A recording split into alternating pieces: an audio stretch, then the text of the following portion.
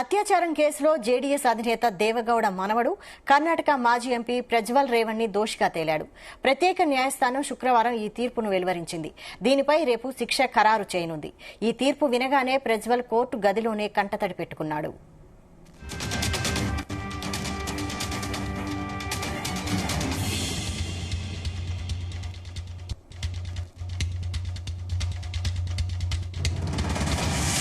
ప్రజ్వల్ అత్యాచారానికి పాల్పడ్డాడని, ఆ దారుణాన్ని రికార్డు చేసి బెదిరించేవాడంటూ ఓ మహిళ సైబర్ క్రైమ్ స్టేషన్లో గతేడాది ఫిర్యాదు చేశారు. దీనిపై ప్రత్యేక బృందం దర్యాప్తు చేసి 2000 పేజీల ఛార్జిషీట్ దాఖలు చేసింది. విచారణలో భాగంగా 123 ఆధారాలను సేకరించింది. దీనిపై ప్రత్యేక న్యాయస్థానంలో డిసెంబర్ 31, 2024న విచారణ ప్రారంభమైంది. ఫోరెన్సిక్ ఆధారాలను కూడా పరిగణలోకి తీసుకున్నారు.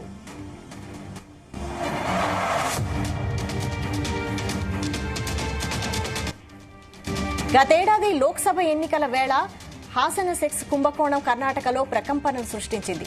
అప్పుడు ఓ మహిళ షాకింగ్ విషయాలు వెల్లడించింది. తన తల్లిపై కొన్నేళ్ల క్రితం బెంగళూరులోని నివాసంలో ప్రజ్వల్ రేవణ్ణ అత్యాచారానికి పాల్పడినట్లు ఆరోపించింది.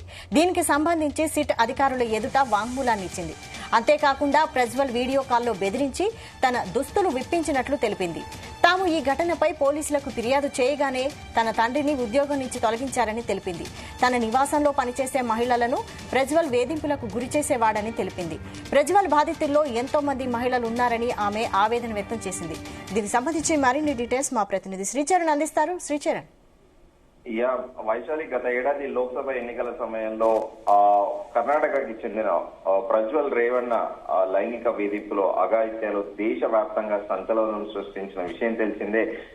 ఈ వ్యవహారంపై దర్యాప్తునకు కర్ణాటక ప్రభుత్వం సిట్ ను కూడా ఏర్పాటు చేసిన విషయం తెలిసిందే. ప్రజ్వల్ రేవణ్ణ బాధితులు 100ల్లో ఉన్నారనేది కూడా ప్రధాన ఆరోపణ. అయితే మహిళలు, యువతలపై అత్యాచారానికి పాల్పడటమే కాకుండా వాటిని వీడియోలు తీసి బ్లాక్ మెయిల్ చేశాడనే ఆరోపణ కూడా పెద్ద ఎత్తున ప్రజ్వల్ రేవణ్ణ పైన కూడా ఉన్న విషయం తెలిసిందే.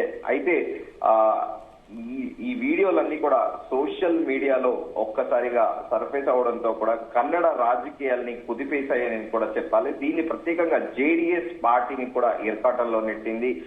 లైంగిక వేధింపులు, అత్యాచార కేసులో ఆరోపణలు ఎదుర్కొంటున్న మాజీ ప్రధానమంత్రి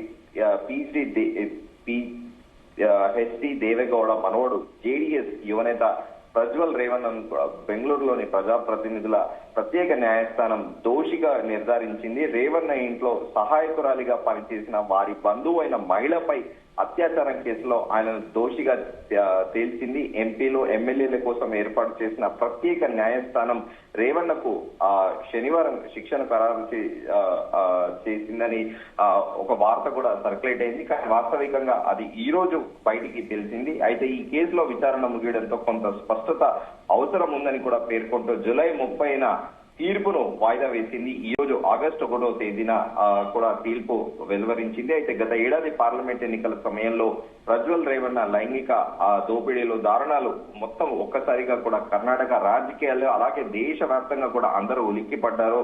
అయితే దేశవ్యాప్తంగా కూడా సంచలనం సృష్టించింది. ఏప్రిల్ చివరి వారంలో తన దురాఘాతాలు వెలుగులోకి రావడంతో 2 రోజుల ముందే ప్రజ్వల్ రేవణ్ణ విదేశాలకు కూడా పారిపోయిన విషయం తెలిసిందే.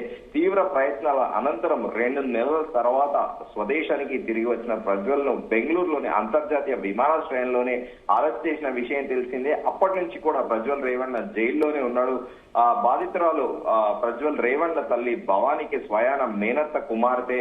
అయితే కాంగ్రెస్ జేడీఎస్ ప్రభుత్వంలో రేవణ్ణ మంత్రిగా ఉన్నప్పుడు ఆమెకు పాల కేంద్రంలో పని ఇప్పించారు. ఆ తర్వాత బీసీఎం హాస్టల్లో వంట మనిషిగా, అలాగే 2015లో ఆమెను వారి ఇంట్లో పనికి చేర్పించారు. ఆ ఇంట్లో పనికి చేరిన 4 నెలల తర్వాత నుండి ప్రజ్వల్ ఆమెపై లైంగిక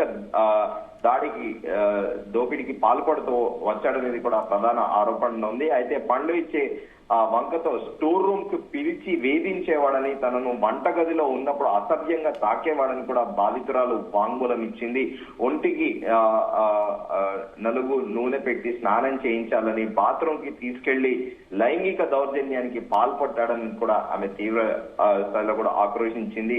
విచారణలో ఇవన్నీ నిజమని తేలడంతో ప్రజ్వల్ ను కోర్టు దోషిగా నిర్ధారించింది. బాధితుల్లో మైనర్ల నుండి 50 ఏళ్ల పైబడిన మహిళలు ఉన్నారనేది కూడా ప్రధాన ఆరోపణ. జేడీఎస్ నేత ఫిర్యాదు చేసిన బాధితురాలు చేసిన ఫిర్యాదు తన కుమార్తెకు వీడియో కాల్ చేసి అసభ్యంగా ప్రవర్తించినట్టు కూడా ఆరోపించారు. లైంగిక దాడులకు పాల్పడి వీడియోలు తీసి వాటి సాయంతో బాధితులను బెదిరించినట్లు కూడా ఆరోపణలు పెద్ద ఎత్తున వెల్లువెత్తాయి. లోక్సభ ఎన్నికల సమయంలో ఈ వీడియోలు సోషల్ మీడియాలో వైరల్ కావడంతో మొత్తం ప్రజ్వల్ రేవన్న వ్యవహారం అనేది వెలుగులోకి వచ్చింది. ఈ వీడియోలో మహిళల ముఖాలు స్పష్టంగా కనిపించాయనేది కూడా పోలీసులు తెలిపారు. అయితే ఈ అత్యాచారం కేసులో దేవేగౌడ్ మనోడు కర్ణాటక మాజీ ఎంపీ ప్రజ్వల్ రేవన్న దోషిగా తేలడంతో ప్రత్యేక న్యాయస్థానము తీర్పును వెలువరించింది. దీనిపైన రేపు కూడా శిక్ష ఖరారు చేయనుంది. ఈ తీర్పు వినగానే ప్రజ్వల్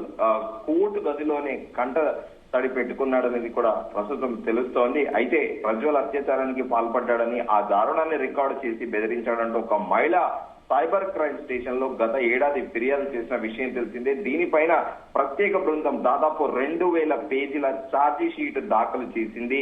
విచారణలో భాగంగా 123 ఆధారాలను సేకరించి దీనిపై ప్రత్యేక న్యాయస్థానంలో డిసెంబర్ 31వ తేదీన 2024 విచారణ ప్రారంభమైంది. ఫోరెన్సిక్ ఆధారాలను కూడా పరిగణలోకి తీసుకున్నారు Vaishali. Right, thank you Sricharan.